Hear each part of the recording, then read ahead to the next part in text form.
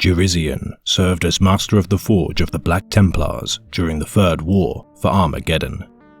A garrulous and humorless tech marine, Jurizian would support the forces of Reclusiarch Merrick Grimaldus during the defense of the city of Hellsreach on the planet of Armageddon. Attempting to reactivate a weapon crucial to the Hellsreach Crusade, the relic Ordinatus weapon platform, Oberon, Jurizian would toil for days without end, attempting to crack the vast network of failsafes and security firewalls within the coding of the Ordinatus weapon. In their direst hour of need, Squad Grimaldus would be confronted by the Orc-Gargant war machine, Godbreaker.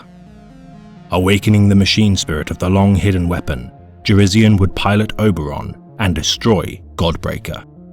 Tasked by Grimaldus with retreating from the subsequent battles of Hellsreach, Jurizian would safeguard and protect Oberon from the enemy, salvaging a weapon of immense value from Armageddon and saving Hellsreach from total destruction. Jurizian would survive the Hellsreach Crusade. His deeds thereafter would be unknown.